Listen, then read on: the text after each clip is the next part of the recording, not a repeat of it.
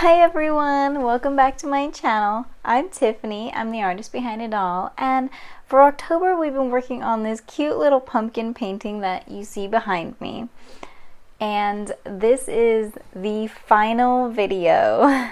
This is where all the details are put together and how the pumpkin comes to life. So grab your paintbrush and let's go paint it. We are finally on to the details for this pumpkin.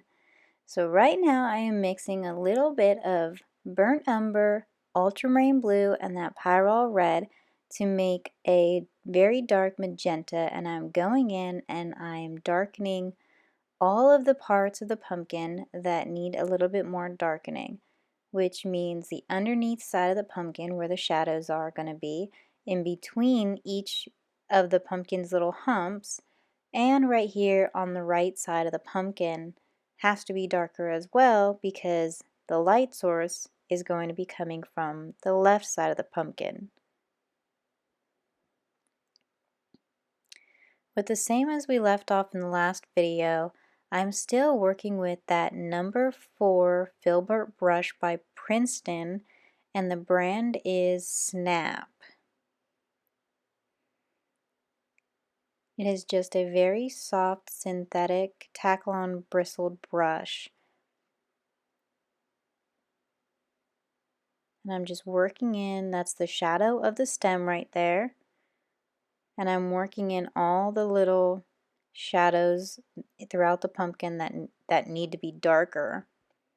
And every once in a while you'll see me with a wider flat brush, and all I'm using is that's just a very soft tack-on bristled brush as well, and it's a very soft brush, and that I'm just using that to blend in areas that I need to be softened. I'm going in with, this is a little bit of cadmium yellow because cadmium colors are very strongly pigmented colors, so I'm taking just a little bit of the cadmium yellow with titanium white and I'm making the highlights. And depending on what I'm brushing it on, I'll adjust the highlight ever so slightly. If I'm working on this stem, I want it to be a little greener and browner. So I'll adjust those colors to get that color.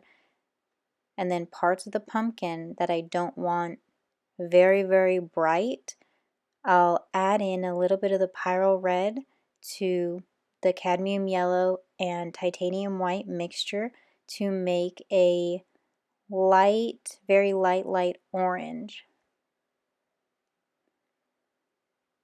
So now I'm working on these leaves, and to be quite honest, I was really worried about where I was going to go with them because I've never drawn a pumpkin leaf before, so I had to do a lot of studying for what they were supposed to look like.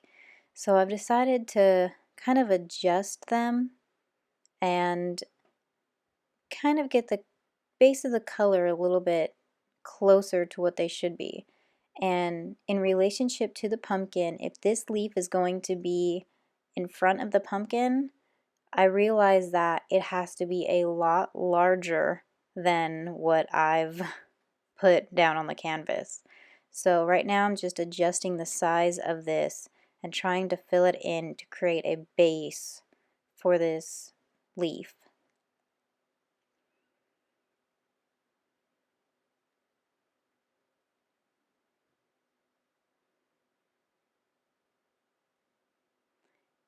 And with the same with this one in the back, I realized it's just way too small as well. So I went ahead and drew out a pumpkin leaf shape for it, and like the other ones, I am just filling that in to create kind of like a new underlayer for those. And I'm going to let that dry a little bit before going back in and adding some more details and textures and different colors to the leaf.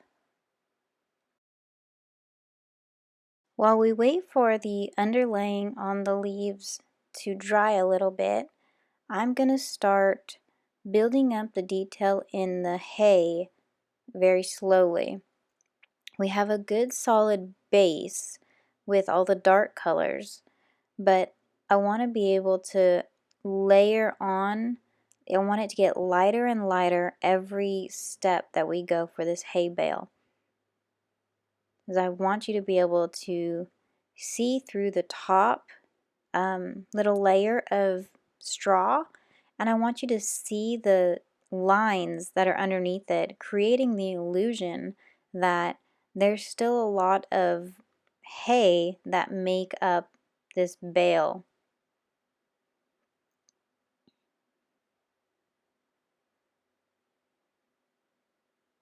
And as you can see, I bounce around a lot throughout my paintings. If once area starts to get a little too slippery or too muddy, I'll stop with that area and I'll move on to a next area, and I'll let that area dry a little bit before I continue on to build layers on top of things. So I've stopped with just my first layer of the hay and I've gone back up to the leaves, and what I'm doing now is I'm creating the main stems in the leaves. They're veins, the veins in these leaves, and that helps to distinguish each little section of the leaf, because each part is gonna have its own kind of depth and color, and it helps to define the type of leaf that it is. So I wanted to make sure to get those in so I can get my colors right.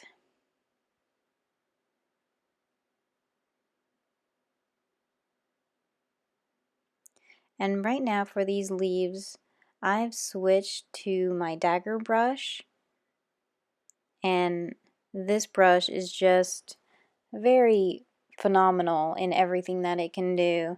It's a 1/8 dagger stripper brush, and it's nothing too incredible. It's from Michaels. I got it. The brand is Artist Loft. It is a level 3, but it's very soft and it can get tremendous detail with hardly any work. So there are those veins that I was talking about. And it was very good to establish those in the beginning so I can go ahead and add every tiny little color between those to help show how the leaf folds.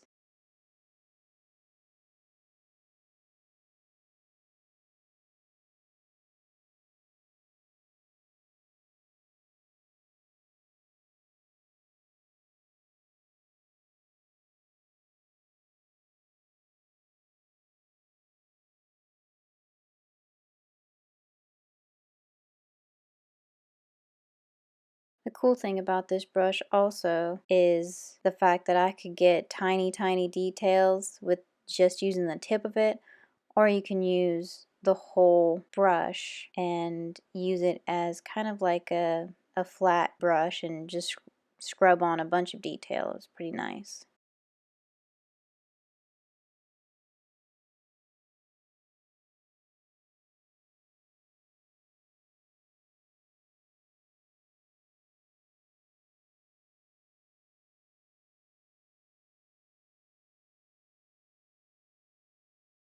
So I was thinking about the light source with these as well, and that is how all of the left hand side between these veins in that leaf, those are all dark, and the right hand side has all the highlights, because on each leaf I wanted to show that it's kind of like a concave of a leaf, so there's shadows and highlights on each one in between there.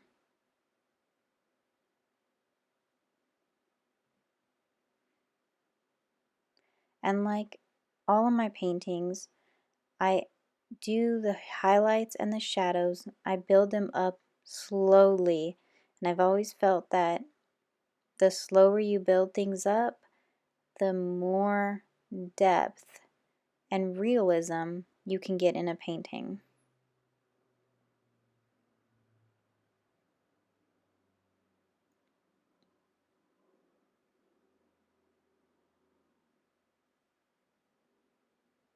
Now I've started to notice that the greens on these leaves are very, very saturated, which is taking your eye away from the pumpkin, which is supposed to be the main focal point. So after I've stepped back and I noticed that my pumpkin looked really dull in comparison, I went back and I added a little bit of burnt umber with yellow ochre and quite a bit of liquid original to make sort of like a glaze over these leaves to dull them down just a little bit. And then I also mixed pyrrole red with cadmium yellow, and I made a very bright orange, and I tried to add more saturated colors to the pumpkin to bring that out more.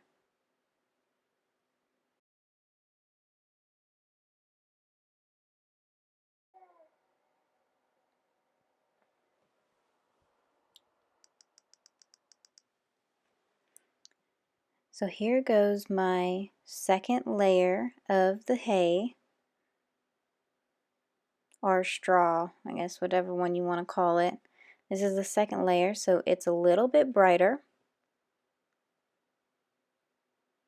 And then I realized, compared to the pumpkin, that the lines that I had been making were too small.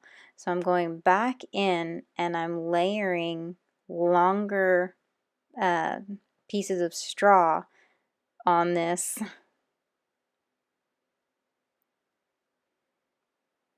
And straw is very, very much like grass. Don't do it all in one big long line, or vary it up. They go in all different directions. It's very messy. There's bends and wiggly ones, so make sure to vary it up. And I added a lot of the medium color in on there, so I went back in and I added a lot of darker colors into it. And this is where the very end, we're getting very, very close to the end.